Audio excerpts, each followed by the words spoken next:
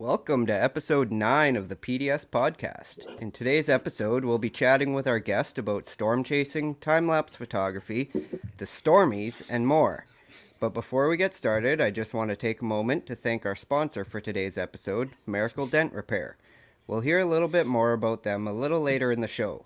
Also, if you're watching us live right now, remember that this is the raw and uncut version of the podcast, which means you may see or hear some things that don't make it into the final episode. On a side note, I'm currently sick with COVID-19, so I apologize in advance if I sound a little bit congested and rough tonight. And also, during the break, you will have an opportunity to ask today's guests some questions of your own. So please send them to us in the comments and sit back, relax, and enjoy the show. I think you should probably apologize to the few people that are watching us as well, because you look pretty rough. Yeah. You've looked better, Jordan. I have. I'll admit that. Poor guy. So our special guest for tonight is Mike Olbinski. Mike's an Emmy Award-winning structure hippie, storm chaser, a photographer, filmmaker, and he's based in Phoenix, Arizona. His work has been seen around the world in feature films such as Thor: The Dark World, multiple documentaries, TV shows, and more. Welcome to the show, Mike. Thanks for joining us. Hey, thanks for having me on, and I'm glad we're all quarantined so I don't catch COVID again. It's a good thing it doesn't transmit through the internet. That's right. But thanks for having me on. I really, really appreciate it, guys. Well, we love having a structure hippie on. It's all right to be a structure hippie. Structure is cool. Tornadoes are cool too. With structure, all right. Tornadoes with structure are very, very cool. Anyway. So we'll start off before we get into all of the real meat of the show. You've got I don't know what you'd call it, a contest. It's called the Stormies. Last year was the first year. Mm-hmm. What are the Stormies? It's stormphotocontest.com, and I don't know. The Emmys, the Oscars, the Grammys. So I was like, well, we'll just call it the Stormies. It's not really called that anywhere on the site, just like offhandedly called the Stormies, because no one wants to say the Storm Photo Contest. But yeah, it's something that I had wanted to start for a really, really long time. Probably the last like 3-4 years. Ever since, I was in a few contests and, saw maybe like the results of the contest were not really storms as much as, like a snowy bridge in New York or something, or a bison covered in snow. All of those kind of things are really beautiful pictures. Like some of those pictures are beautiful, but I wanted like a contest solely for people who actually chase storms, specifically for tornado, structure, lightning, mammatus, rainbows, those kind of things that we all like, and not just here's New York City with snow falling. I want it to be like, hey, I want an epic storm photo contest, run by people who chase storms and kind of know storms. And, the first year was, tough. It turned out great. The photo of the year, especially, like, I don't know, some of those photos, even me, like, that chases all the time, and I feel like I get good stuff. I'm like, would I even come close to placing in the top 10 of these? Because the photos that we got all around the world were just incredible stuff. I mean, water spouts with lightning and all this stuff. And we had a photographer of the year, which is, portfolio award. So you had to have like 10 images, which was tough because of COVID. So we started that award. 2020 happened. Not a lot of people were out. The storms kind of sucked anyway. So we didn't have a ton of entries, but we still had some great entries. And Tim Baca won that, and it was awesome. Scott Peak won the tornado photo of the year, or the photo of the year. But so this year, I think that, from last year, especially, more people were out chasing, including in Canada and across, the US and stuff. And so I think, from what I've read too, people were excited about upping their game and trying to get better photos this year. And so I think that the contest has been really fun. So I'm hopeful that, we'll get we've already gotten some epic images in that, I can't wait to talk about. So. Right on. Awesome. So who can enter and how do they enter? They go to stormphotocontest.com and then click the enter button, and basically anyone can enter. it's a fee like $10 for one photo, $25 for the portfolio, which is Photographer of the Year award. That's 10 pictures taken on at least 7 different days. It's supposed to basically not be someone who got really lucky with one great photo and they win the whole thing, but more that a lot of us that are out chasing a lot during the spring and the summer, that it shows that you worked hard all year and you came up with 10 photos that are better than everybody else's. And there's a lot, I mean, you guys know there's so many chasers out there that put in so many miles and sleepless nights and gas and car expenses and hard drives to store your photos on and time lapses and stuff. And so there's so much work that goes into it. And that's, part of why I thought there should be a contest dedicated to that, And so absolutely. I'm excited to see what, the Photographer of the Year yields, because, Tim Baca won last year, and I know he had even better year this year, but I saw a lot of other chasers out there getting good stuff. And so, I can't wait to see that. But yeah, pretty much anyone can enter. I'm sure if you're like 6 years old, you might have to get a parent or something. But. So you mentioned that Tim Baca won last year and you saw some better stuff from him already this year. Yeah. How do you approach judging something as diverse as storm photos? Like what do you look for in an image? How do you even do that? Well, man, I'll tell you, I was remembering when I started going through some of the entries that have already come in, I was like, oh, I remember how sucky this was last year at this time when I started seeing these photos going, how do you pick a winner? Because,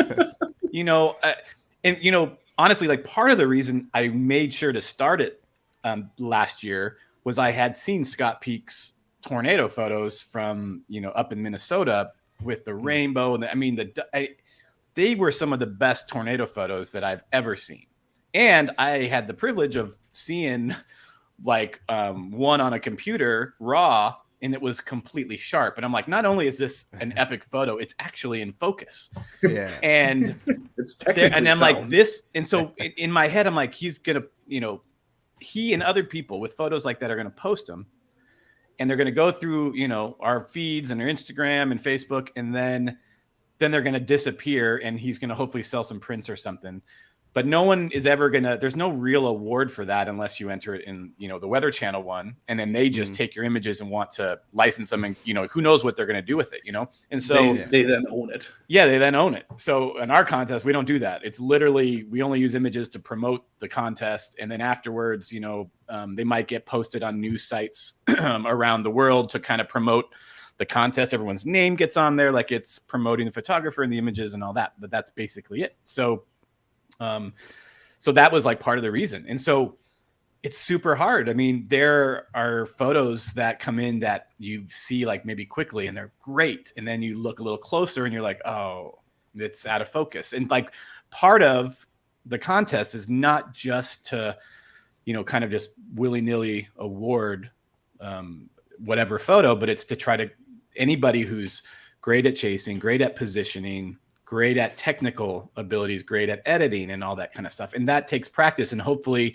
we did some YouTube videos last year doing critiques, talking about and those the images. Awesome. Well, I appreciate that. And Mike and Nick were awesome to have. They're too busy this year, which kind of stinks, but we have some other, like Dennis Oswald from Germany is going to help. And he's fantastic storm chaser. His editing and quality is really, really good.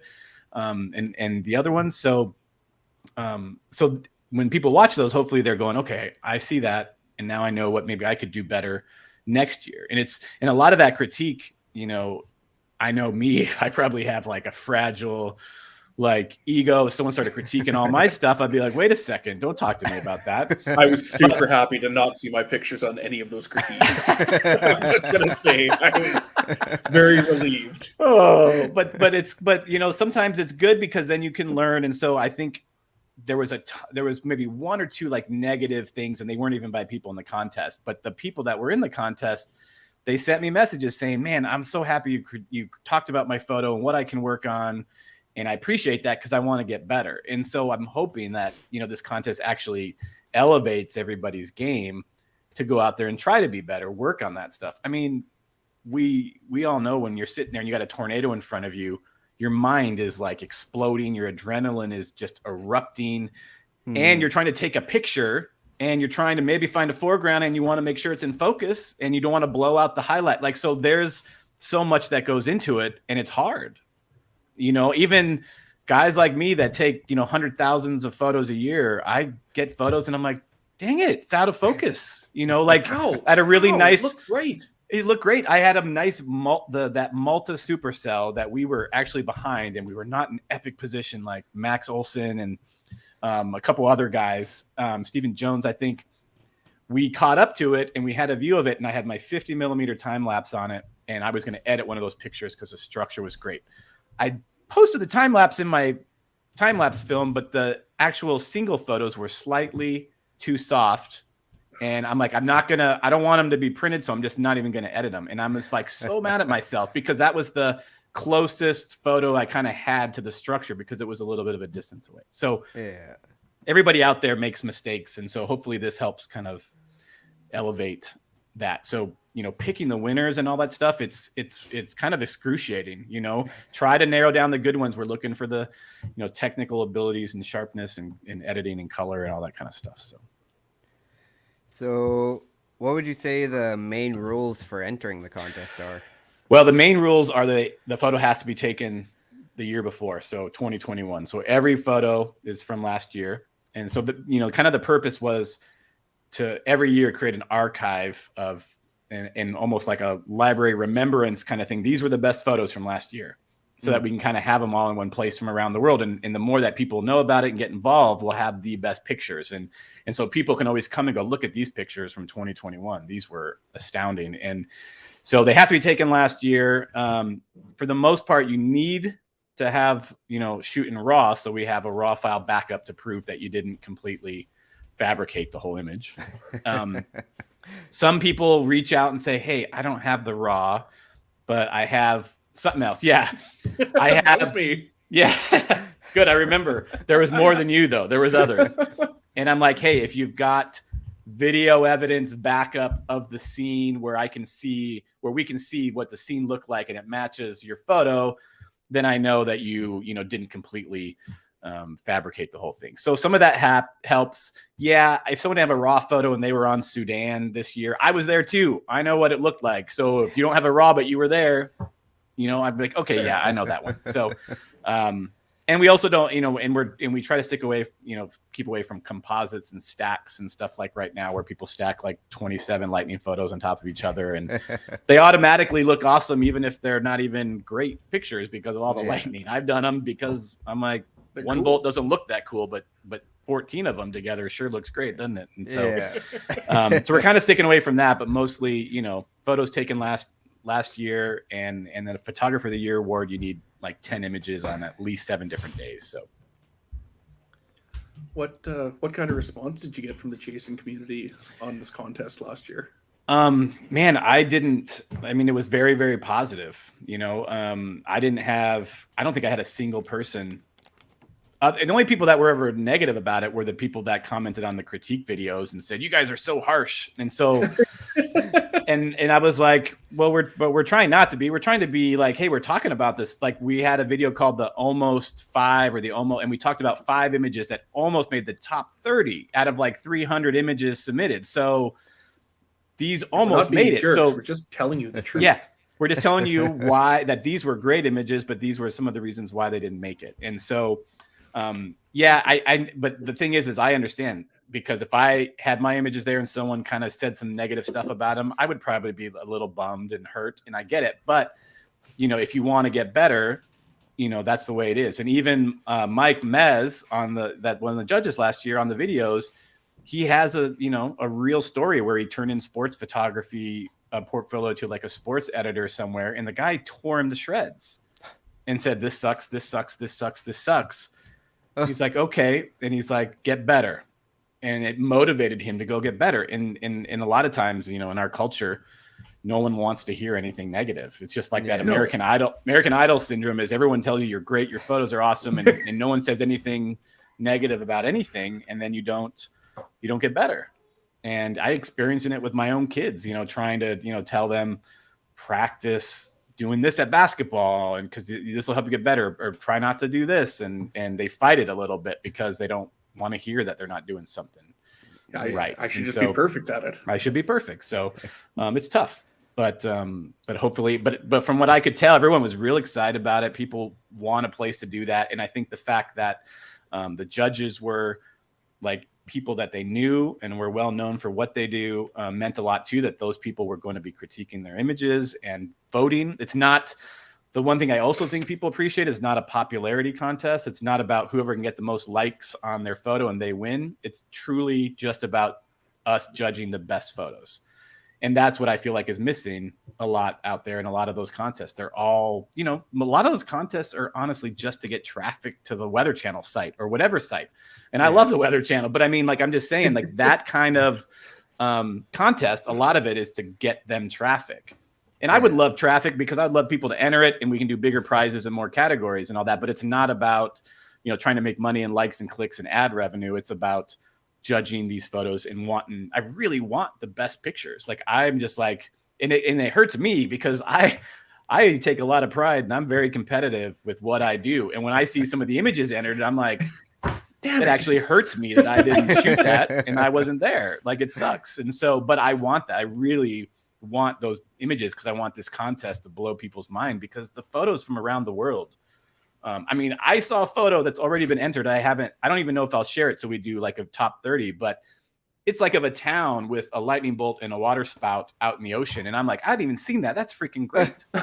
Wow. And it's like perfectly sharp and all this stuff. And I'm like, a lot of people haven't seen this stuff. And so when we put, a top 30 together, people are just going to look at these photos and go, oh my gosh, like these are great. So those are the pictures that make me want to throw all my camera I know. in the garbage. I know.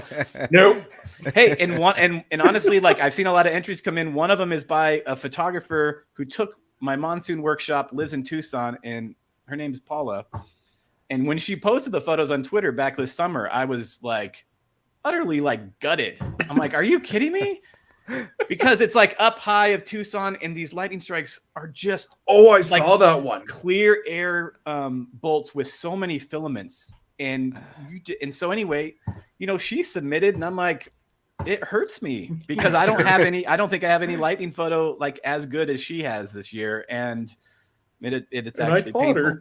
Yeah, I don't think I taught her, but I did teach her a little bit about chasing, but she's a good photographer. So, but anyway, that's the thing of it. It's a little bit of a struggle and it's going to be a little painful to even do it. But I want her to give me those images because I can't wait to talk about them, share them and see who the winner's going to be.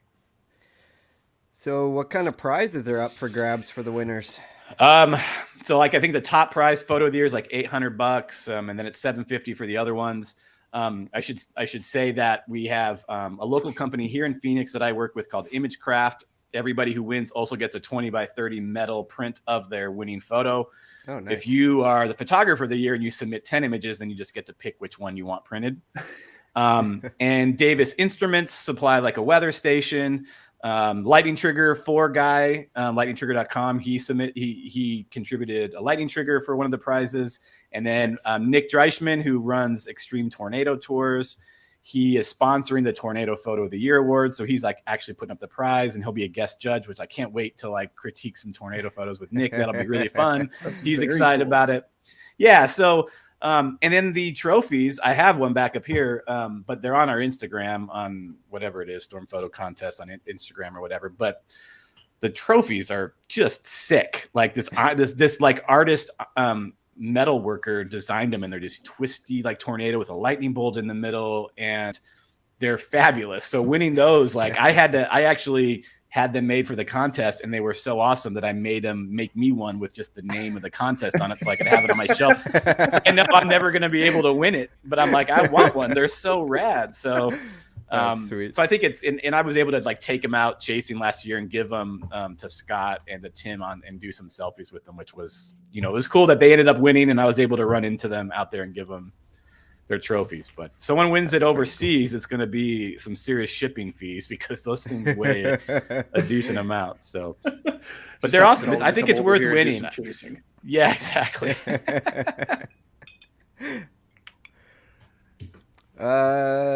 So you mentioned a couple of the sponsors. Is there any other sponsors for this I year? think that was all of them, but that's a really good thing to make me go double check. I do not want to leave anyone out, and I don't think I did. I mentioned everybody. It's awesome that Davis Instruments, sponsors it, because I've had a weather station of theirs in my backyard for probably 6 or 7 years now. I mean, in the Arizona sun, when it gets up to like almost 120 a lot, and it is still back there doing a great job, and it's unbelievable. So I've got one on my Hummer that survives our Canadian -40 and snow and wind. Crazy. So I know how you feel. Well, I mean, the fact that that's good enough that no matter how hot it is outside, it still gives me an accurate temperature. Yeah. Curtis, you all right? Yep, I'm good. I saved the iPad. Save it. That's good. I saved the script. Barely, but I did. Yeah, no, but those are all the sponsors, and I should mention Camille Seaman is being one of the judges. Linda Van Rosmalen and Nick and David DiCello and Dennis Oswald are all the judges this year. It's really tough, honestly, because people are all over the place doing all kinds of things. Camille is always down in Antarctica shooting glaciers, so there's a good chance that some of these people won't be able to do any videos or whatever, but we're going to do our best to have at least a couple of us on doing critiques and stuff. So right on. Well, that answered Curtis's last question with the Yep, judges. it sure did. That's what I was going to ask who the judges were, but we know now. Yeah, they're all awesome. I mean, I've never met Camille, but I mean, you can look up her TED Talks and she's like, she does TED Talks and goes shoot great photos of Antarctica. And then Linda is a chaser from here, and man, her time lapse stuff is quality. Her editing is so great, and I think she's one of those chasers that people don't necessarily know that well. But when I was thinking like, who is like one of the best, female photographers that I know, I'm like, Linda. She is like, her editing and her style and her compositions are like amazing. So, but she's been freaking all over the place too. South America. She was just shooting that La Palma volcano. Time lapse in it. I mean, she's been all over. So once again, she might be someone that's just too, busy to get on video with me, but we'll see. So she's fantastic friend. We have a great time, but now she's never around. So big time. Well, that takes us to our first break then. So anybody that's watching live, if you have any questions or comments for Mike, now's your time to let us know in the comments. And I'm going to take this chance to go pick all that crap up that I knocked over. In your hotel room. I love your little PDS podcast sticker. I don't know if Kyle Hetherington's watching right now. I know his I saw his tweet. wife's about to have a baby, but really? He did send me a question for you in case he wasn't watching, which was, Mike, how do you manage to look so handsome now that you're in your 60s, and what is your secret? Oh. Oh man, I wish I could just go share Kyle's picture where he was wearing like pink like boxers or something on one of our tours. I just want to say we had a few years ago Kyle, Rob Embry, Bruno Goncalves, Tracy Boyd, and Anna from Australia.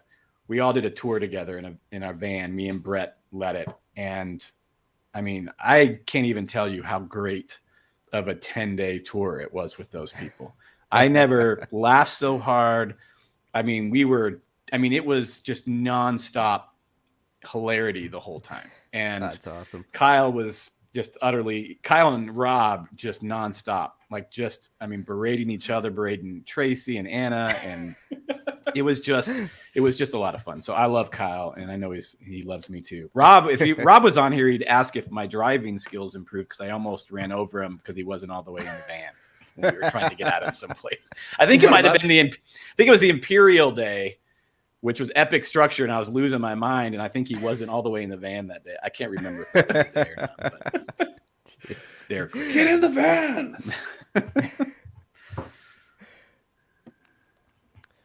Oh, also during the break, yeah. Oh, hi, Shannon. Ooh, I can't do that again. Oh.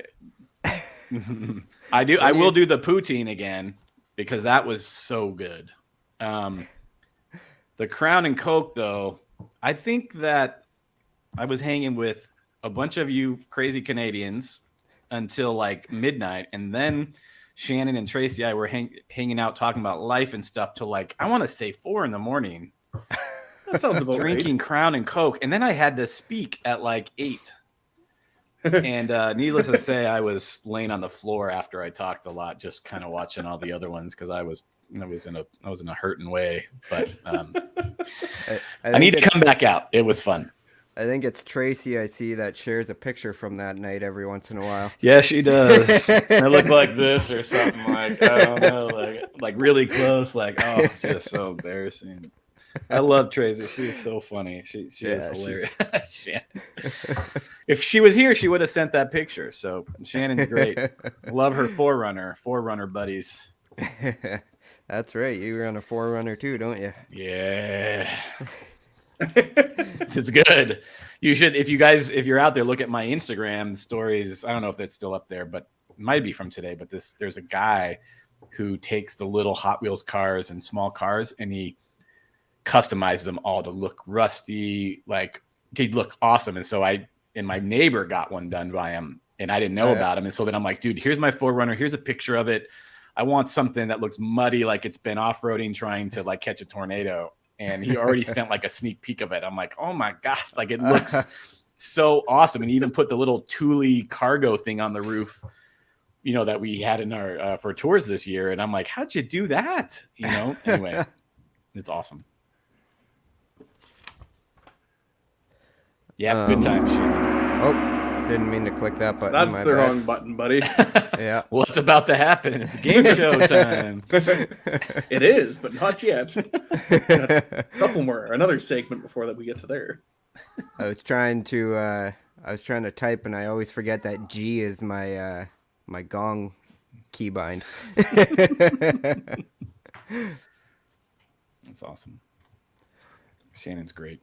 She made me. She took me, and everybody there. Her part of her though, or mainly her, took me to the poutine place that we had after like we met on. Or I don't remember when it was, but it was so good. Hey Thomas, Blue Truck Boy. Oh, Kyle's here now. My man.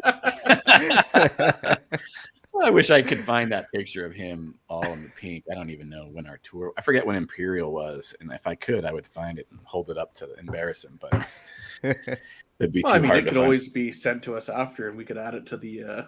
Oh, that's true. The clip. Mm-hmm. So sorry, Kyle. Might happen. I love Thomas. He's got that big blue beast. The blue moose. I hope Blue moose. Oh my gosh.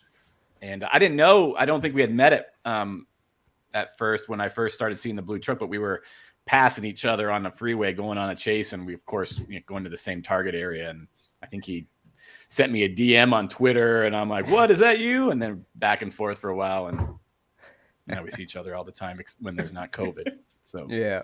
Would you use your damn signal lights when you cut me off? Yeah, exactly. I remember there was that wicked structure day down in New Mexico where we were all at that gas station. Tom, you, myself. I think you had some film crew with you or something too. Oh! May 4th, 2019, I believe. Oh, was that Denver City? Yeah. Oh yeah, May 4th. You're right. Yeah.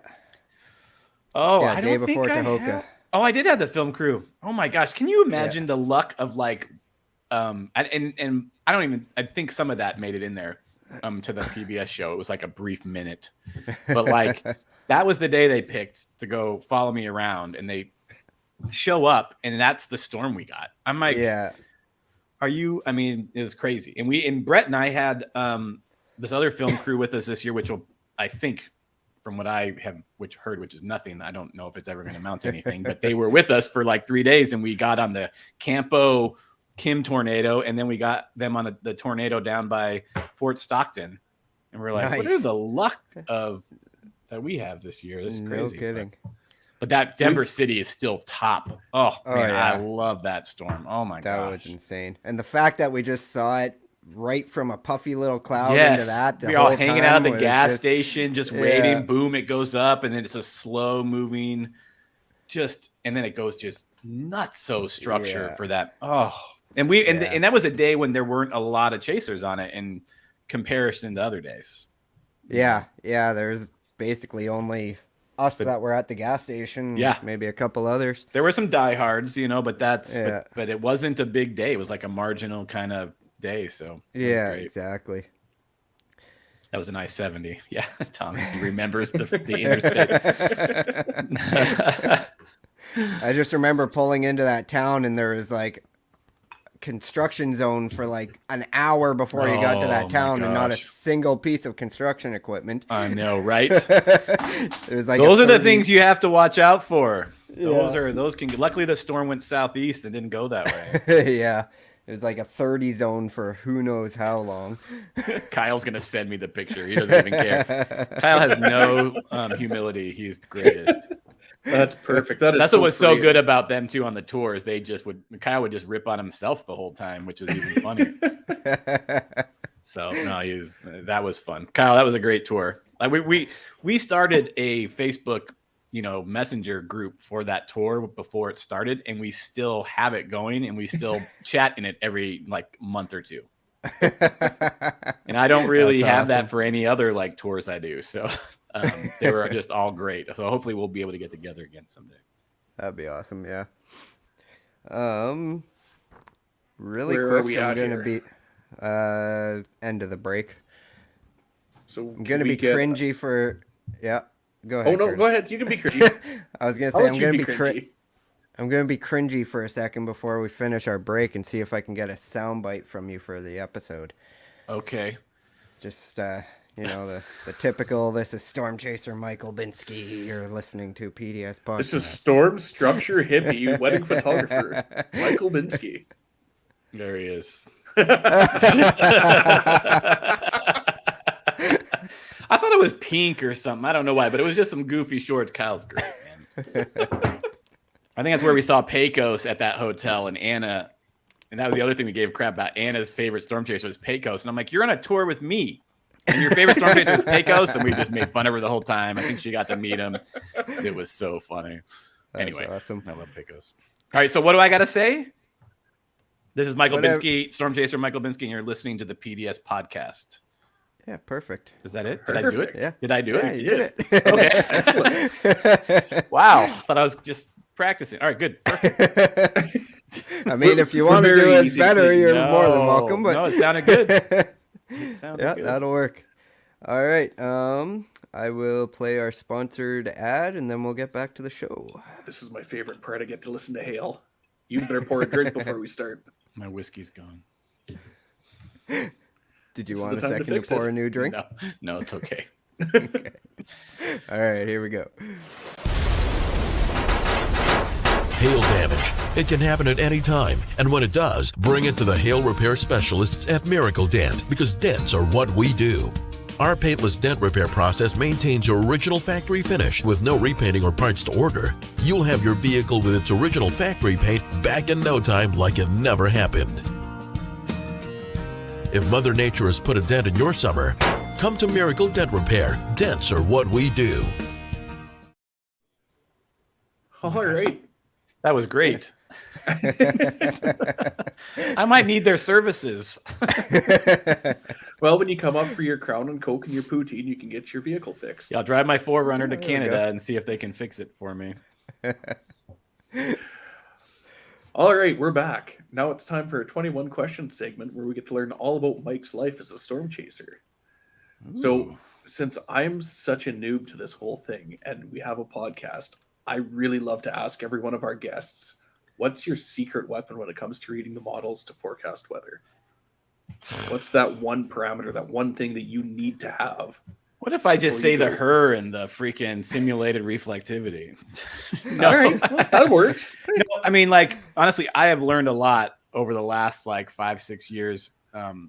And I think I'm getting better at, looking at a bunch of things like the shear and the moisture and all that kind of stuff. But for a guy like me, who's not a meteorologist, sometimes I will look at the cams just to go, okay, I see where there's storms firing. Now I'm going to dive into what the models actually are telling me. Like, oh, there's storms firing in, northeast New Mexico. That's great. And then I go look and the dew points are like 31.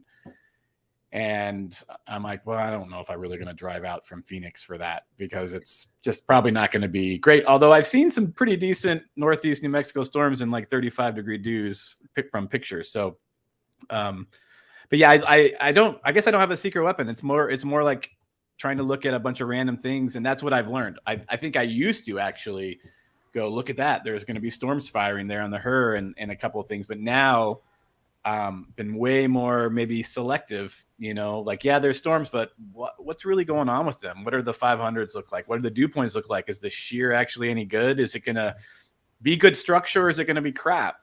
So a lot of it goes into, especially when you chase pretty much everything, if you can. Sometimes there's days when I want to go fly home and see my family, and I'm like, today's going to suck. And so I'm going to drive to Denver, fly home for a couple of days and come back. And, that really has only once completely screwed me, which was the Goodman day. And I blame Brett for that, but he's not listening, so I can do that. I did that in 2019 and missed McCook. Oh. Dude, you know what? And we had the van that year for McCook, and we saw McCook, but we were a little behind it. And then because of the van, we couldn't go down this dirt road to keep up with this storm, because we didn't know. I mean, a hail core went right over this dirt road. And so we're like, we can't go down this thing. And we missed the next tornado that happened that day that other people got that was also picturesque. And so that's why I stopped doing vans. But man, that sucks, dude. That sucks. Yeah. Made up for it the rest of the season, though. That's good. Yeah. You know what? We all have that, Yeah. We all miss things. And I went home and turned off that Goodland day, and I don't even remember what day it was. I think I flew home. My son or someone had a soccer game in the morning, and I wanted to be there. I shut down all social media, and then I think I drove home, because then I drove back Sunday morning all the way back to Denver, and that's when I decided to turn my phone on and look at Twitter.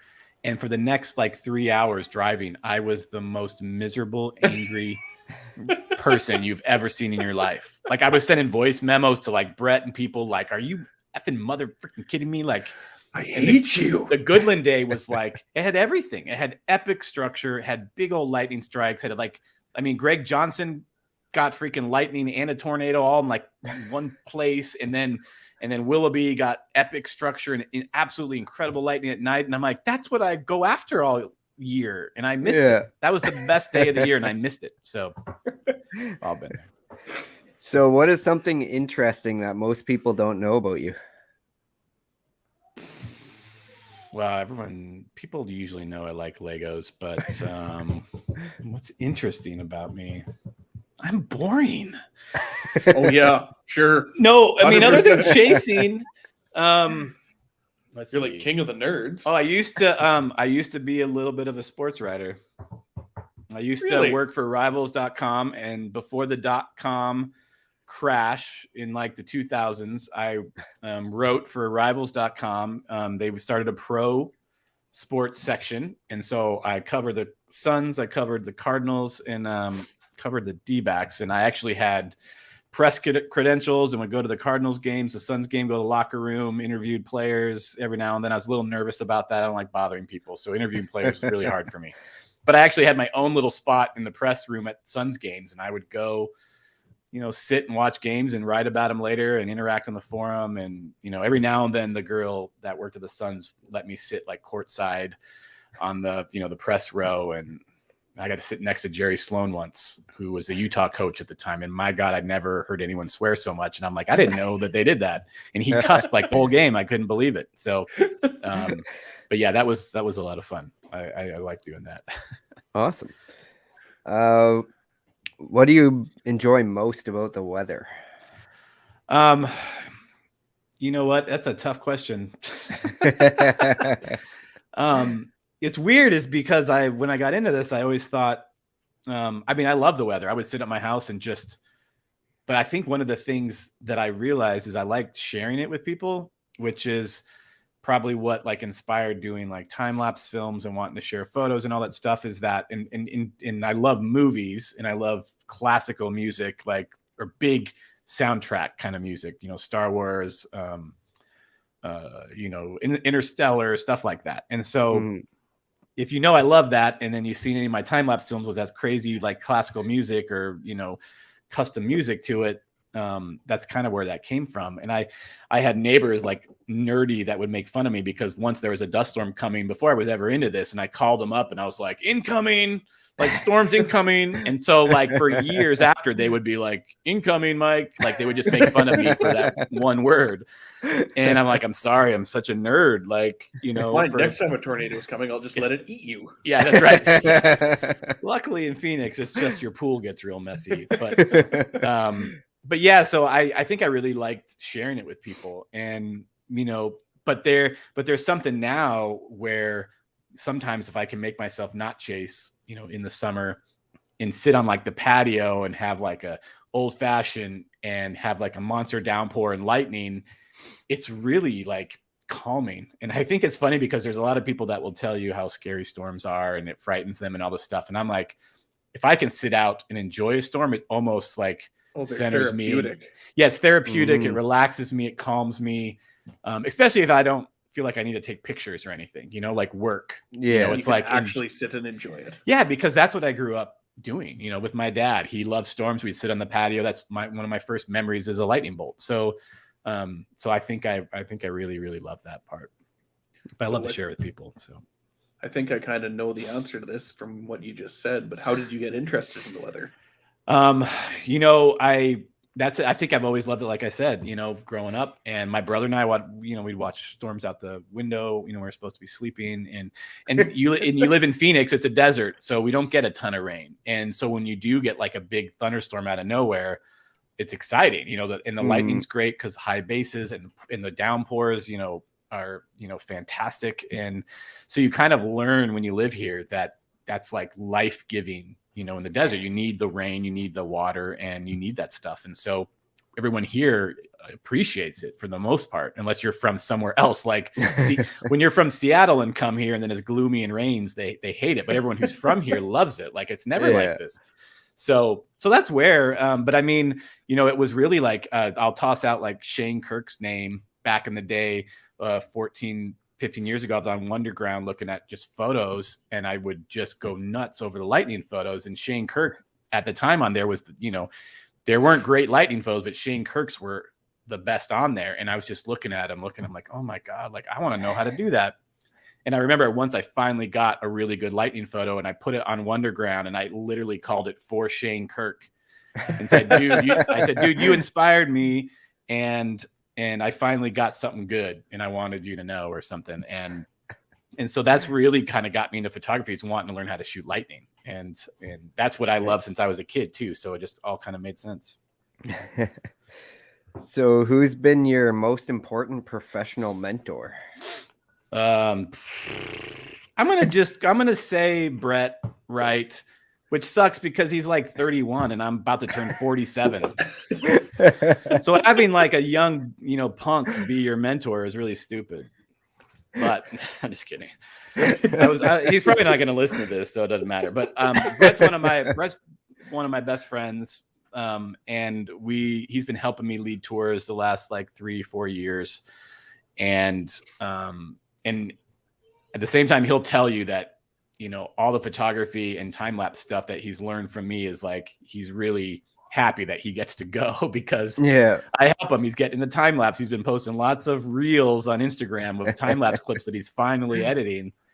But I know it's been a mutual kind of thing. But Brett's knowledge of forecasting is unbelievable. He's just amazing. And I've learned so much from him because I'll see a setup and I'll be like, this looks pretty good. Like we got all this, and he'll be like, yeah, but look at the dews. They're only 48, 47. And I'll be like, he's like, it's marginal. And so it's those things where you learn to not just look at a couple things. Oh, the Hershow storms and the shear is like 45. So I'm going to go chase. But then you look and realize the temp is 93 and the dews are like 46. And you're like, that's probably not going to be that great. Go sit on a patio. Yeah. Go sit on the patio and have a drink. And so that's even Kyle just said Brett's an absolute gem. Like and so I've learned a ton of stuff about, forecasting and also I used to lead those tours by myself. I mean, I started doing them in Arizona, like workshops on my own. And I've always chased on my own. I've always done that on my own. And then, one year I realized when I was chasing, tornadoes, supercells, how hard it is to not have somebody looking at models the next day while you're trying to find a hotel in Roswell at like midnight. And almost missing, an epic Nebraska chase because I just couldn't do too many things at once, And so having him along for that, is having a partner in it, has been, fabulous. So I've learned a ton of stuff from him, and I know we've learned stuff from each other, and he would probably say the exact same thing to me in a way, because I'm helping him with learning wedding photography and all this kind of stuff too. So, but he's been a real great friend and mentor, and helping me learn a lot of more forecasting. So neat. What's changed the most since you started chasing? Well, I will say a little bit that what's changed, I think, in the last, since 2016, 2017, whenever Carpenter happened, is I would, even now sometimes it's still hard to get over, but I have a video on my YouTube channel called The Pain of Storm Chasing, and how, the Carpenter day, I think I was June 12th, 2017 or something. I, had been chasing for 12 days, drove home all the way from Montana. And as I was getting close to home, someone said, "Mike, you flying out tomorrow for the chase on Sunday?" And I'm like, "What?" Like, I'm going home. I've been gone 12. And then I see it, and it's like this great setup. I hadn't gotten any good structure that year, and I was desperate, and I had to go home. And I said something to my wife, like, "I need to tell you something." And she's like, "Don't tell me until tomorrow. Let's have a nice night." And so I didn't. We had a great night. And then the next morning, I'm like, "I have to leave tonight and fly back to Denver." And she was, bummed. I'm like, "I have to get this." So I go all the way out there, rent a car, fly all my gear out there. And then I listen to some other voice in my, head saying, "Go to Chugwater." And then it ends up being like a total bust up there. Meanwhile, epic structure down by Carpenter, white cone tornado, everything that I wanted.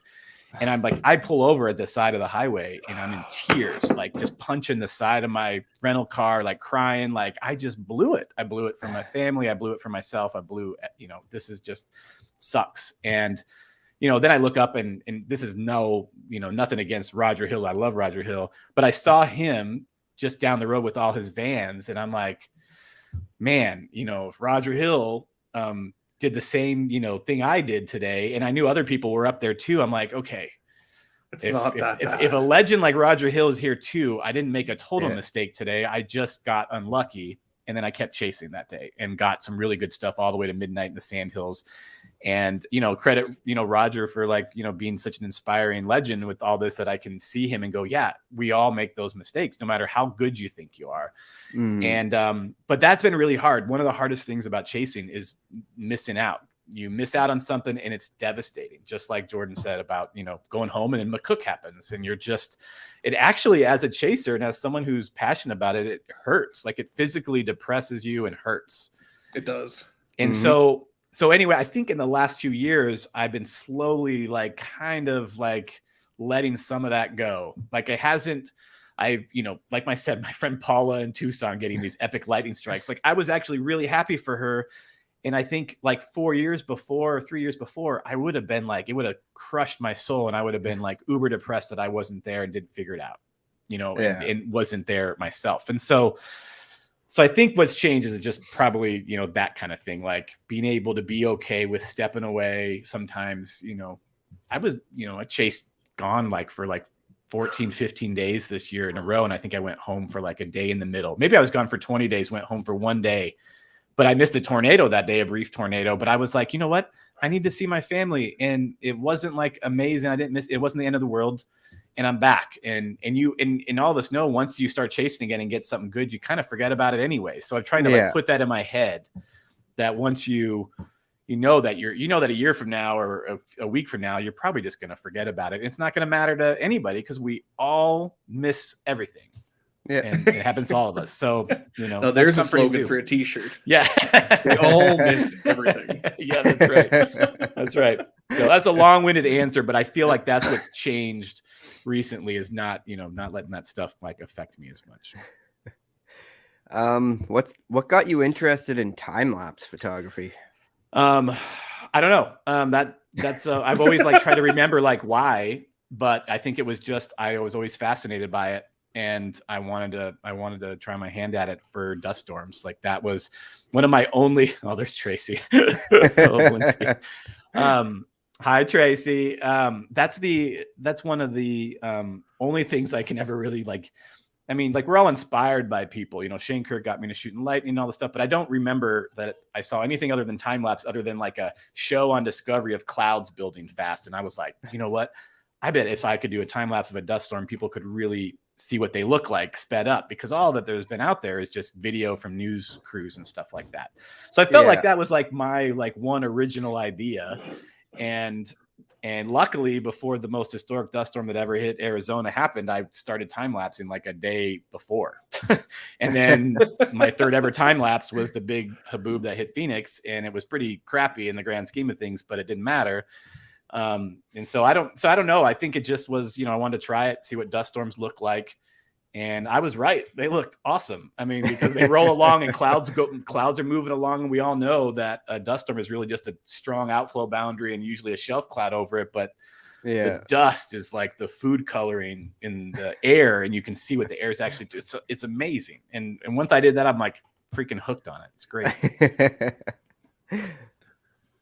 What challenges have you experienced as a storm chaser? Well, I guess the challenges, you know, maybe that I just talked about, like the confidence and, you know, and being okay with missing stuff, because honestly, like I think one of the biggest challenges is second guessing yourself, having multiple targets and being like confident at least, or just having security. Like, hey, if I pick this target and it doesn't work out, then it doesn't work out.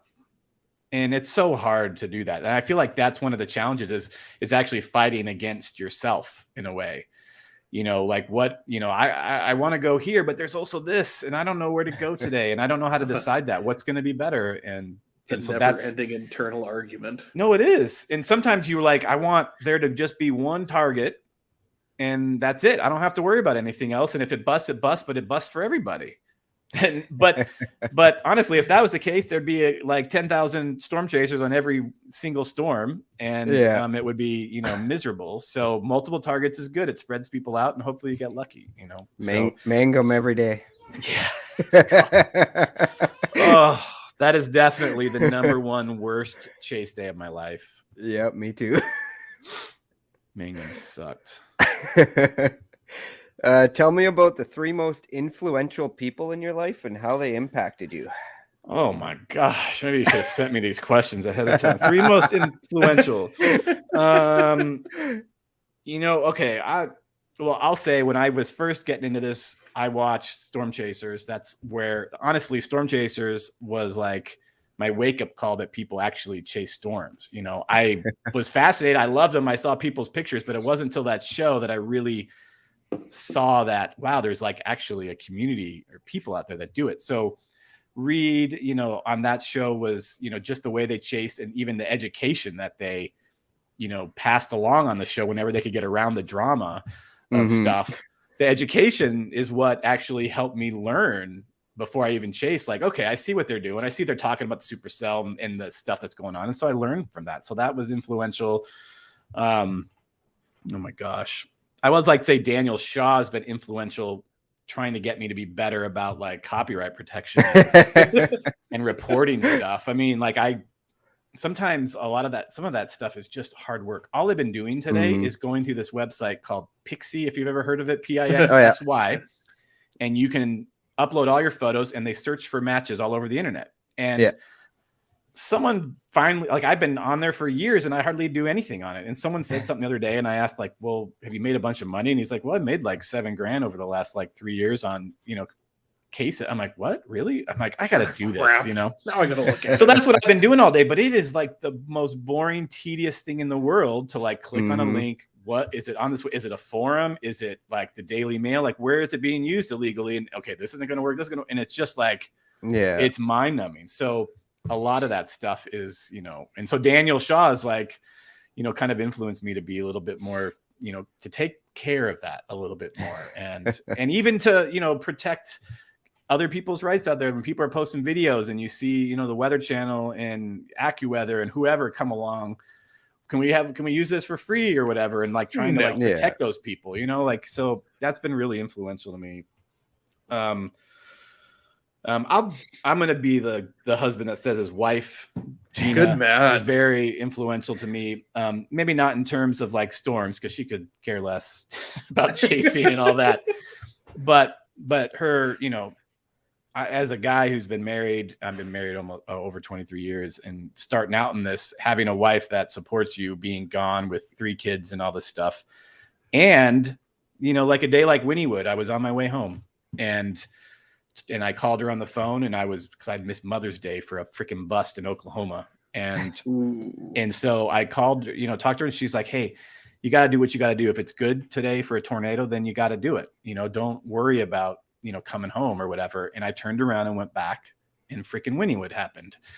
And so she's just always, you know, giving me that confidence and support, and you know, it's amazing. So I probably don't deserve her, but she's great. Thanks, Justin. Sorry. No, that's all good. So one of your time lapses was licensed and featured in the movie Thor: The Dark World. Yep. Can you tell us about that experience and what it was like because we know you're a superhero nerd. Yeah. So I mean, like that's got to be pretty friggin' cool. There's Iron Man figurine right there. Yes. Yeah, I mean, it was the Booker Supercell, July 3rd, 2013. It was, or June 3rd. That was the first real Supercell that I'd ever seen. And it was Booker, which is like, you know, one of the best that happened that year. And I was in tears. You know, I hugged my friend Andy was there, and I hugged him, and I was like crying. I'm like, I can't believe this is what I've been trying to get. It's so beautiful. It's so amazing. And then it just got better from there. And so, yeah, like, honestly, I thank Reed for this too, because back in the day, tornadovideos.net, his YouTube channel, they would, you know, you could send your videos to them, and they would post them and share ad revenue. Like, so if they could just get content, they split the ad revenue back then. And so they had my Supercell video on their channel. I had it also on Vimeo, and it went viral. I mean, it was the #1 video on Vimeo in 2013, which is like hard to believe, but it was. Wow. But I'm pretty sure that Marvel Studios saw it on their YouTube channel, because the girl who ran it back at the time emailed me and said, hey, Marvel's emailing, here's their information. They want to talk to you about this time lapse. And I'm like, okay, what? And first off, it was awesome that they just sent it to me. Like, no, it's all yours. You know, we got your stuff up here. It's great. But I wish it wasn't so long ago that I don't know what I know now about stuff. I would have said, can you tell me like a little more how you're going to use it and where it's going to be? Because in the movie, it's like a freaking critical, important scene, and it takes up half the screen. Yeah. And, you know, when they asked me for a price, I think they just offered like $1,000. And in my head before that, I was like, I'm going to pay off my student loans. I'm going to make like 40 grand. And they offered me $1,000. I'm like, dudes, can you at least do like 5,000 or something? And they're like, well, you know, we can get this off something like this off Getty for like 3,000. And that's the problem with those sites, is they probably can go get some kind of storm off there and use it in a movie for that price. Yeah. I think I could have got, you know, more, but anyway, it didn't matter. Like, part of me was like, this is the moment where it doesn't matter as long as it's in the movie, because it's freaking Thor. I am in and it's a Marvel. freaking Marvel movie. Yeah. And but I did make the thing. I go, is my name going to be in the credits? And she's like, well, we don't usually do that, but I'll ask or whatever. And that's all I really knew. I didn't know how it was going to be used or anything. And then I had friends in Europe say, Mike, why is your name in the credits of Thor 2? And I'm like, oh my God, they used it. And so I got like a bunch of friends, like 8 of us went to watch opening night. And I started getting like an inkling that it was maybe going to happen, just the vibe of the movie and the dusty planet. And all of a sudden I saw it, and I was just like, oh my God. Like, I go, it's the freaking like top half of the whole screen. Yeah. And like Loki just died, and it's like so climactic and all this stuff. And so it was incredible. And then my name was in the credits, and we were all cheering when we saw my name. And what's funny about is, because you sit at the end of Marvel movies, you got to sit to the end. And so we start cheering, right? And then everybody that's around us is like, they have no idea what's going on. All the moms are trying to shield their children from the weirdos. Yes, it was fantastic. And a lot of that stuff that photographers say, like exposure sucks, don't do anything for exposure. Like that was the one thing that exposure was like really good for, no matter what they paid. Because I mean, that's what I've been known for a little bit too. Besides like the dust storm, local news stations were interviewing me, like this guy, local photographer, has got his footage in Thor 2 and all this stuff. And I think Brandon Sullivan, the first time I met Brandon, it was like at Denver at a restaurant. He just sees me, goes, Thor. And I was like, well, this is great. I love that nickname. This is awesome. So that was like still probably the coolest thing. So, well, it's pretty hard to beat that. I just wish I could have gotten one in Ragnarok for the supercell for the devil's anus. I would have been so happy if that would have been my clip. I would have cried real tears if that had happened. Oh, what is your favorite state to chase in? Oh no, I really think I'm gonna say Colorado. Why? I don't know. I love the flat. I love the road networks. I love like Eastern Colorado. It's really easy to get around. I think the dirt roads are harder in Colorado. You don't have to worry about sinking like in Oklahoma. I will say though that I think the best structure, which I'm a structure hippie, some of the best structure that I've gotten has actually been in Nebraska. And Nebraska is a great place to chase, but it's a pain in the butt with the sandhills. So it's kind of like if there were no sandhills and it was like Colorado, I'd probably would say Nebraska. But man, those sandhills can just be murder. Trying to figure out how to get from Valentine to a southeast moving storm and it's just like it can be so frustrating. But Nebraska is great. But I think Colorado, I would probably say Eastern Colorado to Western Kansas. That area is like some of my favorite place to chase. Very cool. So I think I already know the answer to this, but haboobs, tornadoes, or structure, which is your favorite to chase and why? God. Man, I'll tell you this story. Reed was on the dust storm that we chased in 2018 in Arizona, and it was the second best dust storm I ever chased besides the big one in 2011. And later that night, he was texting me, and he's like, "That was better than any tornado I've ever seen." It was so cool. And so I don't know. I mean, if I could say it's a big epic dust storm that I want to see, then I'd probably pick a dust storm, which is weird because I don't think I've ever thought about it. But most of them aren't like epic. And so then you're kind of like, well, I really would rather chase Denver City and Imperial than this. So, yeah. But they can be amazing. And it's also like, it's Arizona. It's kind of where I live and it's close to home. And it's, it's what at least part of, I do this full time. So part of like my business is, knowing stuff like dust storms and having the BBC and whoever, if they want to film them, they know, they can look me up and I can be a guide and consultant and forecaster for them. And, so that really is a, big deal for me. So I probably would say that. But honestly, you didn't throw lightning in there. And I feel like I've said a lot in my brain that if there was one thing I could shoot, it probably would be lightning the rest of my life. So haboobs, tornadoes, structure, or lightning? It's probably lightning. It's probably lightning because you know what? I mean, if you're on a storm by yourself and there's lightning, like nobody can ever get that again. Like lightning is so unique and different all the time. And it makes like a great supercell, like with structure. Lightning bolt comes out the top and front. It makes it even that much better. And so lightning is freaking great. I could agree with that. Yep.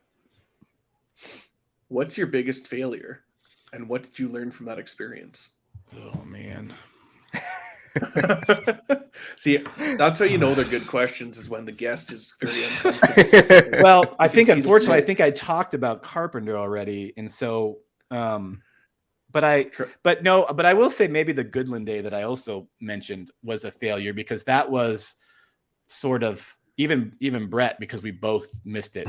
We both went home because we'd been out, for like 10 days and it was in between tours and went home and just didn't look to see what the setup was. And if we had, we would have seen great shear, great, the models had great storms going up. The dew points were good. Like everything was like when I started looking at it actually on that Friday before it happened, I was like, Brett, I should get in my car and start driving right now. Like it was like 5:00 on like Friday night. I'm like, I need to start driving.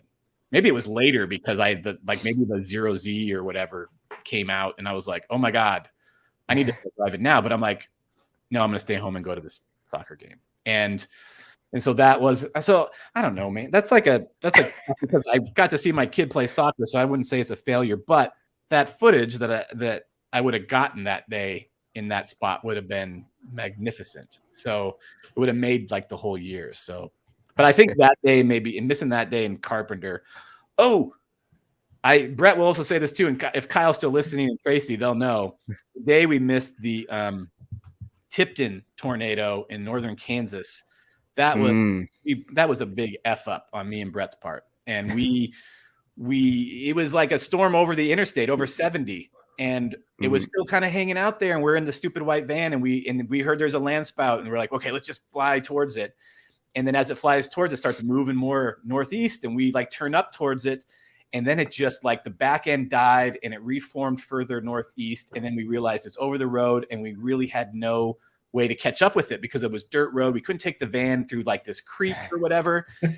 So we had to go back south to the 70, go east to, I think, Russell. And right before we get to Russell, suddenly freaking my friend Marko Korosek from Slovenia, who's not even out, is like, are you on the wedge? And like, and everybody in the van, Tracy and Kyle, like, there's a tornado on the ground up there.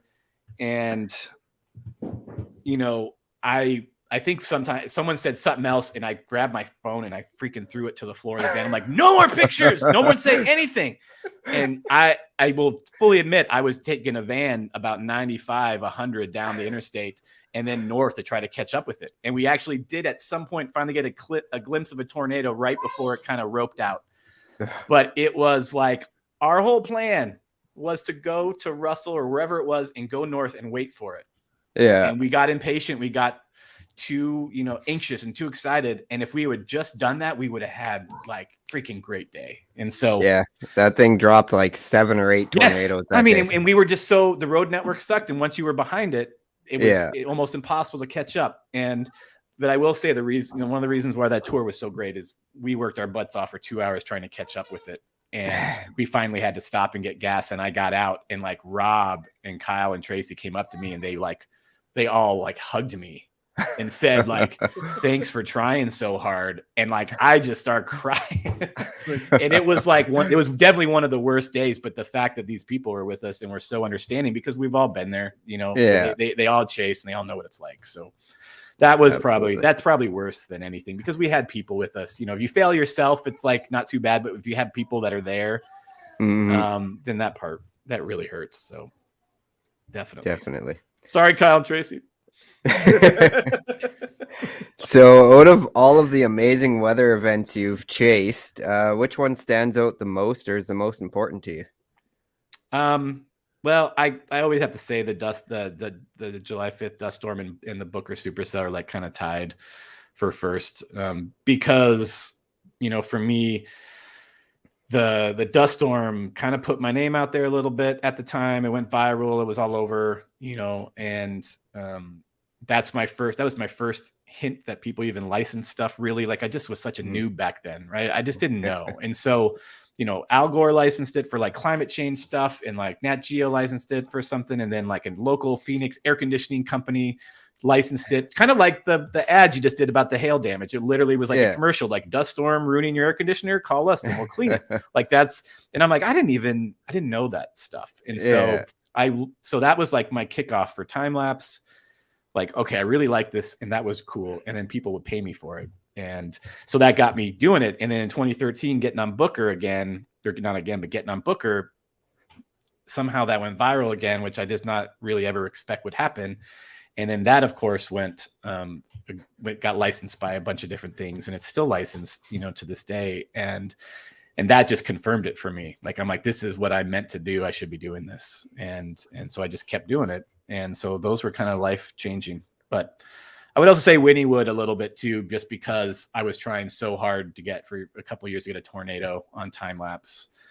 And Wynnywood was the first one I got. And again, back to my wife, I finally texted her, because that was the day, that I was going to go home and didn't, and busted the day before Mother's Day. And then I texted her after I got to go, I did it. I got the tornado. And she like texted back that I'm like so proud of you. And of course, like apparently, which is the theme of this podcast, I got all teary-eyed and cried again because it was just so amazing. Because she said, "I'm so proud of you," and I was just such an emotional wreck. So anyway, It is emotional though. The whole storm chasing thing is very emotional. Absolutely, it's tough. All right, we'll shift gears. We'll get away from the emotional crap. I'm sure I have another crying story to share. We'll get there. If you won $10 million tomorrow, what would you spend it on? Oh, geez, that's a lot of money. $10 million. I think I would probably not. I'd probably maybe buy like a bigger house, but I like my house, so maybe I wouldn't. You know, I would maybe buy a sick ass transport van, some kind of 4-wheel drive badass van that has windows for tour guests, big tires that can go anywhere like my 4Runner can, so I could keep doing tours in them. But honestly, though, if I had $10 million, I don't know that I would do tours anymore. I'd probably just buy like a mansion in Denver and move the family there and retire and chase storms the rest of my life. Like maybe that's what I would do. That's a good answer. $1 million is a lot of money. You could buy a mansion and put probably like $6 million in the bank and be good the rest of your life. Yeah. Just live off the interest. Yes. All right. So you guys are going to surprise me. You have $10 million. Ding, ding, ding. What songs would we find on your Storm Chase playlist? I suck at music, but I listen to I have like a whole, and it's kind of got wiped out when I switched phones, but I love soundtracks. So I have a whole playlist with just like, Interstellar and Inception and just all these random like sweet, like The Arrival, like great, like cinematic kind of like haunting, spooky soundtracks. And I always like those because I think, watching those movies and watching that stuff, that music always gets me like emotional. It's always like you watch Interstellar without the music and it's like, but you watch it with the music and he's leaving his daughter behind and it's like gut wrenching, like sadness. But the music is just changed the playlist question into a gut-wrenching sadness. Yeah, because I love it. But that's the thing, is chasing storms to me is like an emotional, passionate thing, and so I love like actually having a soundtrack behind it. And so I don't know. I've just never been. I did not listen to Britney Spears, Kyle. But I just love soundtracks, so that's what I listen to. Kyle. What is your favorite piece of equipment in your photography arsenal? Well, I like the time lapse, so I guess an intervalometer, but I think I really would say the lightning trigger is like my favorite, like coolest thing that someone invented. I mean, the lightning trigger 4 is like, I mean, there's a lot of them out there, but that's to me the best one, most expensive one. And man, just the fact that you can put it on your camera and it catches a lightning bolt and during the day or like at dusk when you normally couldn't get it. I mean, it just makes for so many pictures that I have that I wouldn't have had. And it's just amazing. I mean, the fact that the fact that we see lightning, it's so fast, you can barely react. And this thing can see it and tell your camera to take a picture almost in the nick of time is incredible. Yeah. Lightning triggers are pretty crazy. If you could be remembered for one thing, what would you want it to be for? Oh boy, that's a tough one. That's like an ego question. All right. No, I don't know. See, the thing is like I would love to say something like I would love people to like say Mike was a real nice guy and helped me out all the time and all this stuff, but I'm not always that nice, and I don't. Sometimes I'm really like competitive, and I don't want to help everybody. So I want to. I don't know. I think one of the things I get a lot is from my time-lapse films that people will like, I get so many comments on YouTube and sometimes they just go by and I don't think about them, but they're really like, when I slow down, I'm like, the fact that anyone comments on that stuff is incredibly humbling and just amazing that people will get moved by these things. I make these films and they take me forever. I watch them probably like 150 times before I release them. So by the time I put them out there, I'm like hearing the music everywhere I go. I hate it. It's all like, it's not good enough. And then I put it out there and then people, love it. And they say, this is your best one and all this stuff. And I'm like, really? Like, cause I can't even tell anymore. Cause I don't. And so But one thing people do say is it moves them. A lot of people say it doesn't. Their fear of storms is like gone away when they actually see someone capture the beauty of it, because before they were just terrified of it, and then they realized, hey, they can actually be beautiful and calming and stuff. Mhm. And so I think I just would love to be remembered for like maybe making weather beautiful and less scary. Well, you will be. I promise you Yep. that. Hopefully. And for my I Love Big Haboobs t-shirt coming soon. Just kidding. Oh, that is perfect. Whenever that guy gets done, just get ready. It's going to be awesome. What is one piece of advice you'd give to someone starting out as a storm chaser? I guess it would depend on what they want to do.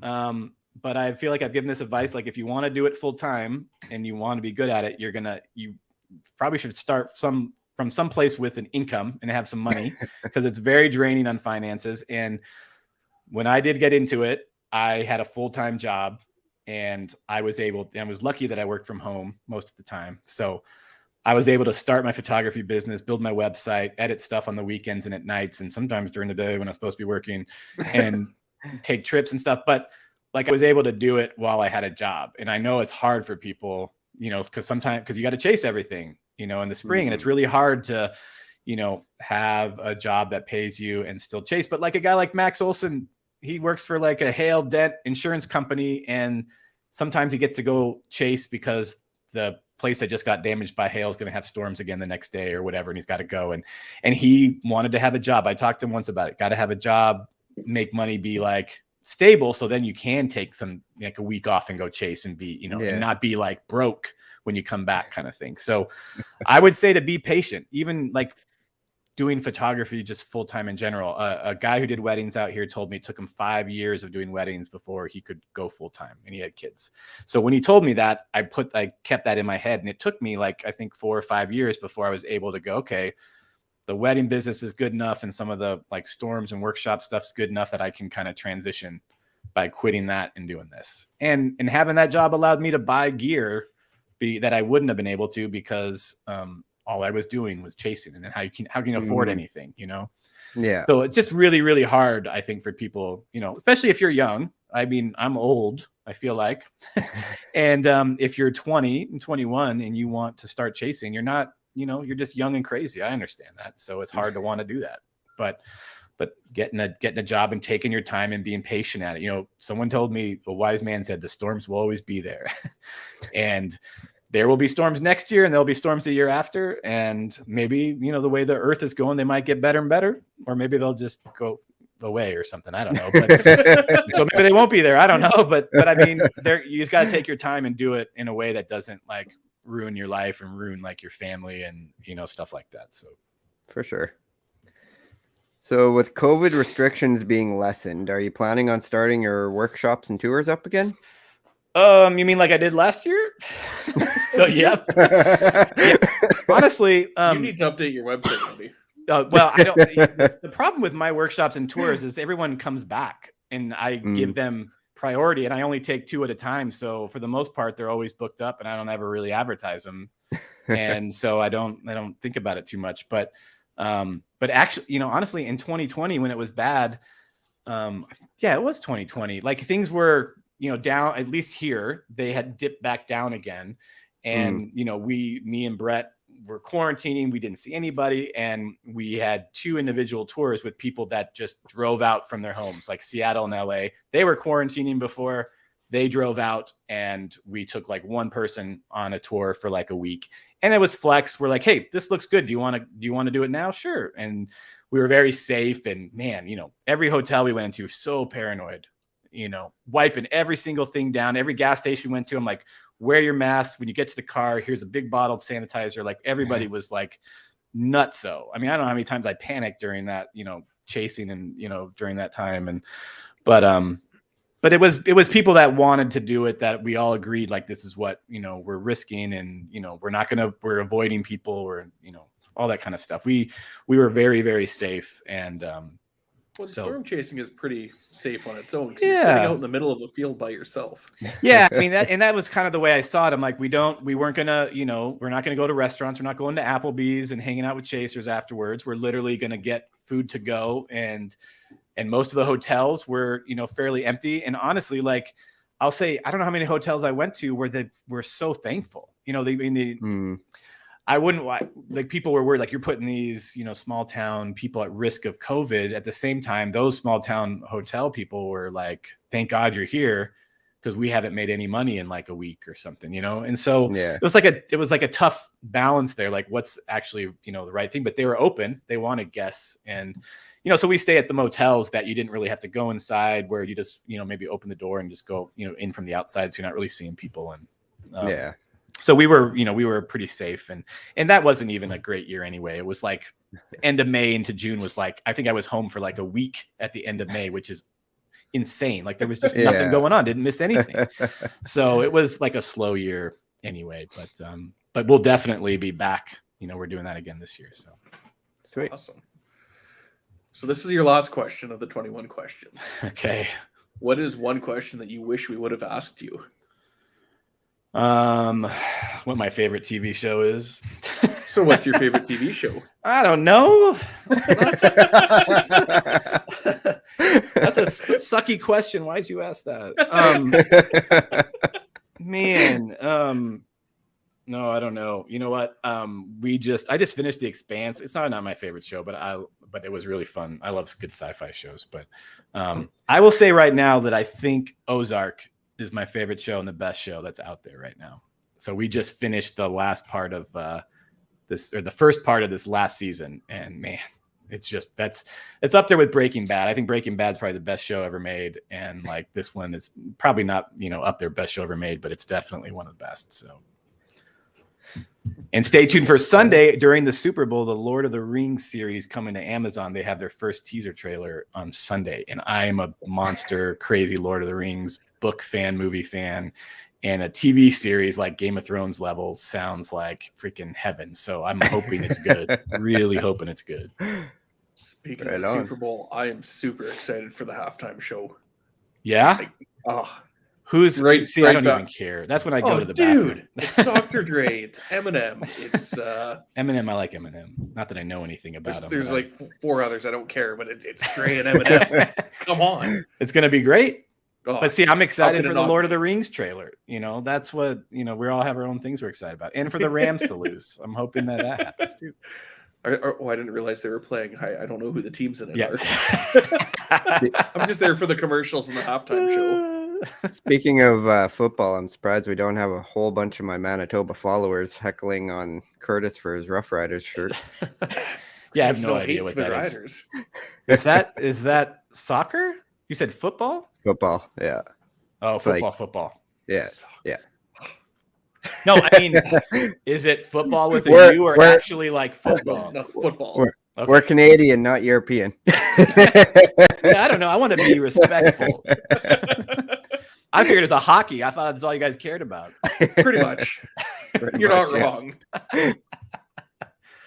I'm not a hockey fan, sadly, but I know it. Everyone says it's really awesome if you go to a game, and I love football and basketball, so that's because I grew up here.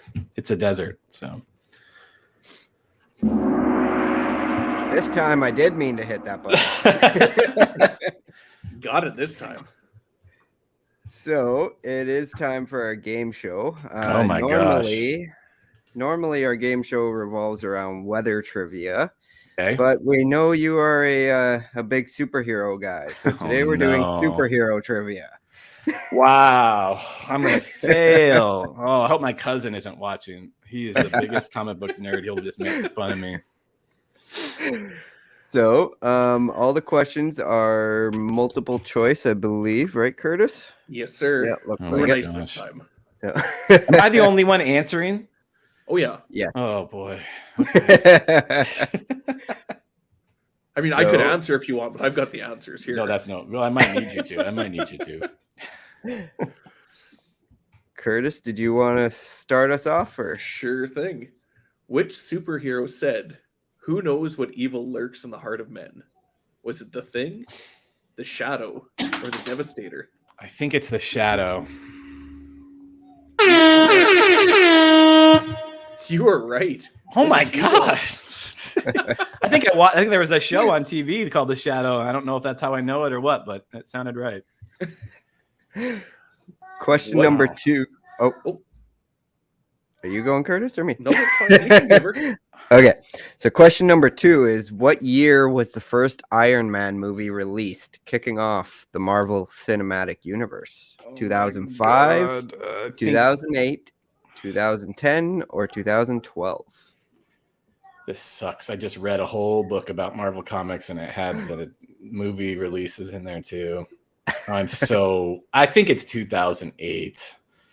Oh my gosh, let's go. Look at this. Man, Look at this. that is crazy. All right, if you get this one wrong, I'm going to be very disappointed. What is the name of Thor's hammer? Mjolnir. Mjolnir. No. Mjolnir. There you go. Yes.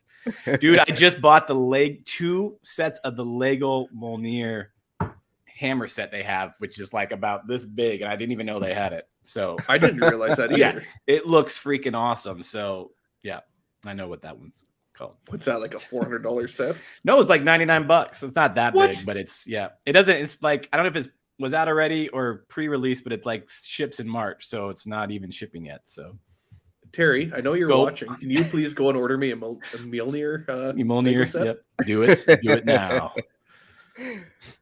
All right. So question number 4. In The Incredible Hulk, what does Tony tell Thaddeus Ross at the end of the film? That he wants to study the Hulk, that he knows about S.H.I.E.L.D. They're putting a team together. I'm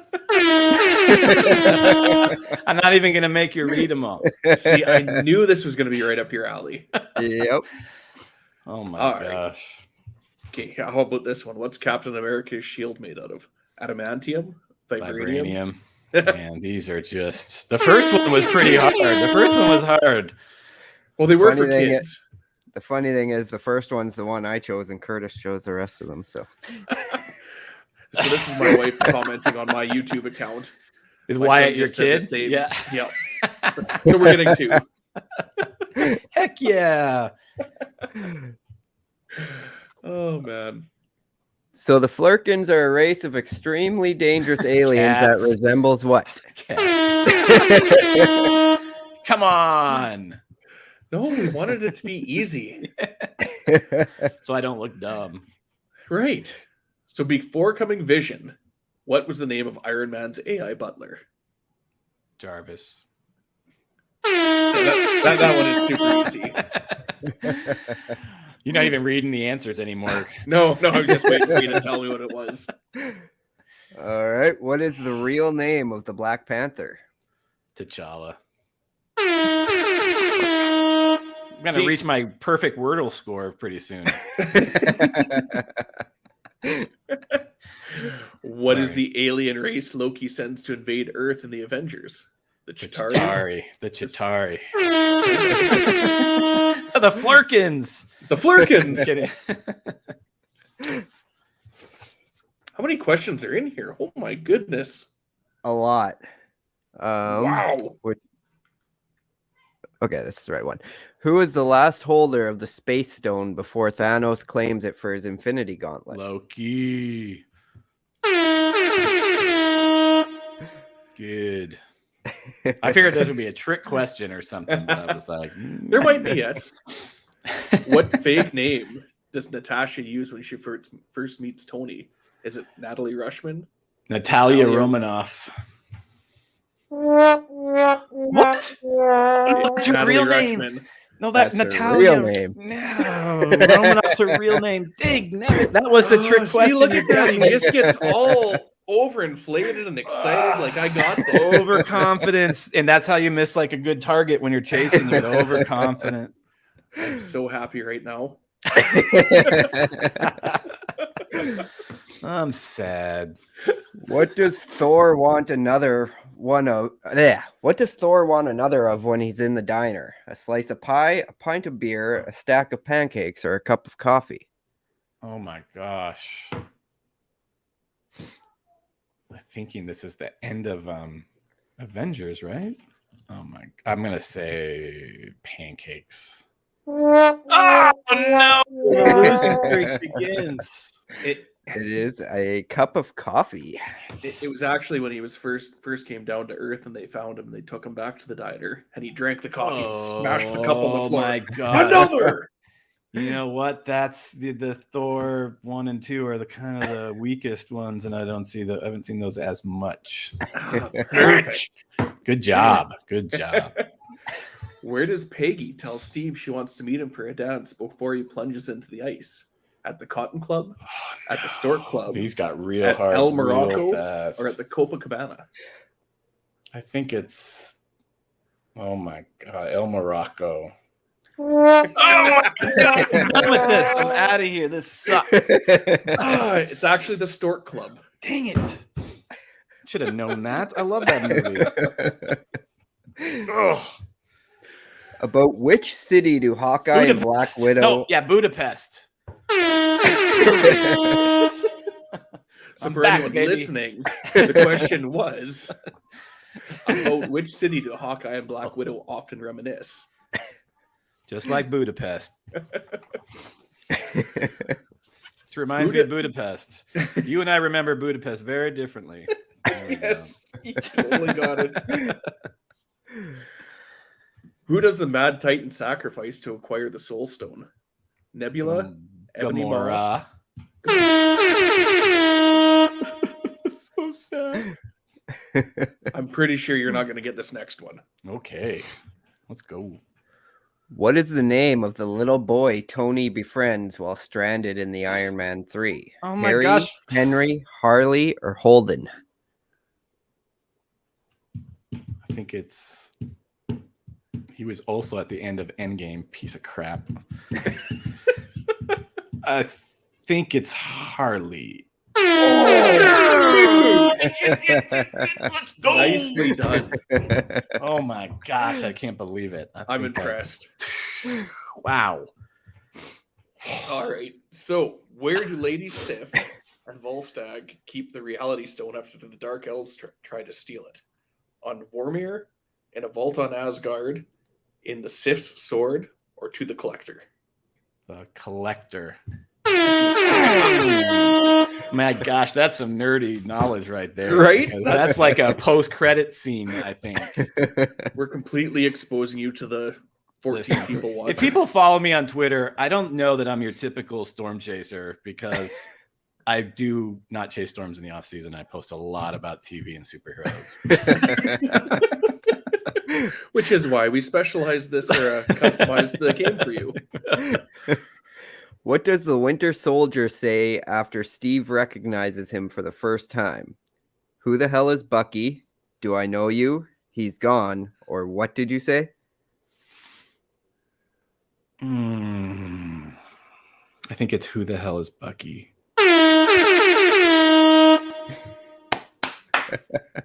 Let's go, Winter Soldier, baby. All right. So, what were the 3 items Rocket claims he needs in order to escape the prison? A security card, a fork, and an ankle monitor, a security band, a battery, and a prosthetic leg, a pair of binoculars, a detonator, and a prosthetic leg, or a knife, cable wires, and Peter's mixtape. It's one of the middle 2, and I think it's security band, battery, and prosthetic leg. It's the first 2 he needed, and the third, the prosthetic leg, was just to see if he'd steal it. Yeah, exactly. Oh, that was so classic. Like, I just wanted to see if you'd steal it. Yeah, you brought it. Oh my God, you got it. Those are just the best movies, just the best. What word does Tony utter that makes Steve say language, crap, asshole, shit, or idiot? I think it's shit. We only got like 6 more. You're almost done, buddy. Oh, I've only missed 2. I think 3. I think. Yeah. What animal does Darren Cross unsuccessfully shrink in the Ant-Man? A mouse, a sheep, a duck, or a hamster? I think it's a sheep.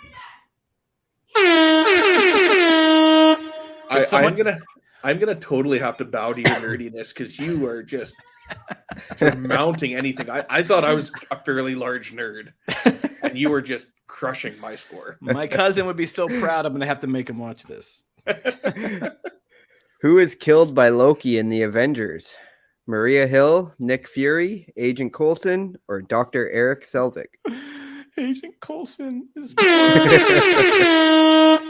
poor Captain America cards got all bloody. Who is Black Panther's sister? Shuri, Nakia, Ramonda, or the other one? Okyo. Is someone in the background yelling out the answers? That's probably how I've been winning. My kid might be upstairs. I think it's Shuri. I'm pretty sure it's Shuri. Damn, son. I'm scared. Shuri should be the next Black Panther. That's what that needs to happen. Oh, yes. Yeah. Oh, that would be awesome. I hope so. I think they're going to do it. They have to. Oh, that would be amazing. What landmark does Peter Parker rescue his classmates from in Spider-Man Homecoming? Washington Monument. CN Tower.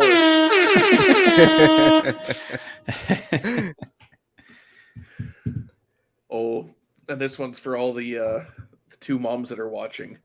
What song does Baby Groot dance to at the end of the first Guardians of the Galaxy? Oh, Cherry no. Bomb by the Runaways? Ain't No Mountain High Enough by Marvin Gaye and Tammy Terrell.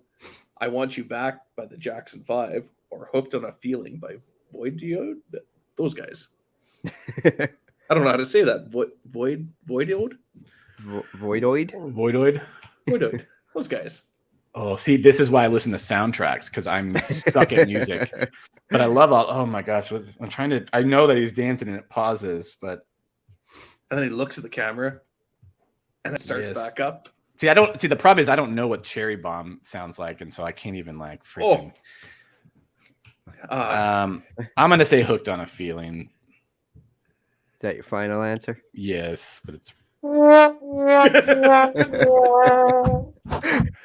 It's actually I Want You Back by the Jackson 5. Dang it! See, I don't know what that one sounded like either.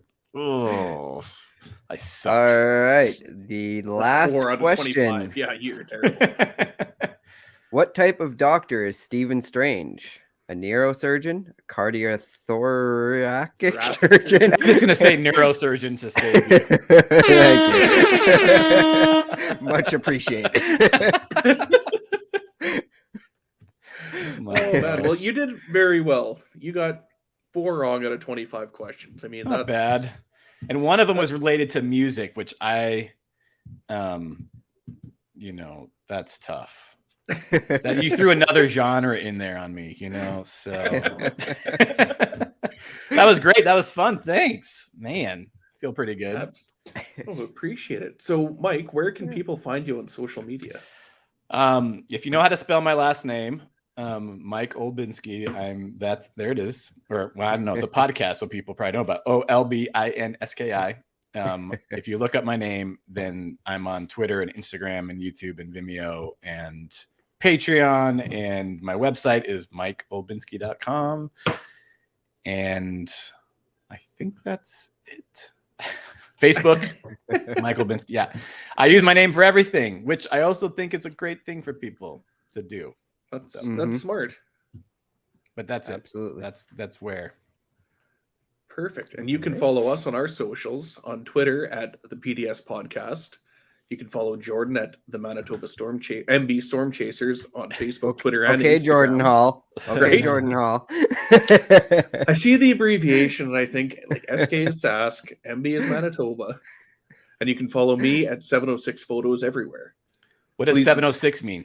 Sorry. That is literally my street address. Ah, nice. I am so creative. Original. It's just mind-blowing. You can subscribe to the show on your favorite podcast app, and if your podcast player lets you, please leave us a review. That really helps us get found by the search engines. Awesome. And make sure you become a supporter on Facebook for the chance to win exclusive merch and prizes. And don't forget to head over to mbstorm.redbubble.com for your Storm Chase apparel needs. And make sure you tune in not next Tuesday, but the Tuesday following for episode 10 with special guest Reed Timmer. Thank you again, Mike, for joining us tonight. And for everybody that's watching live, we hope you enjoyed, and thank you for watching.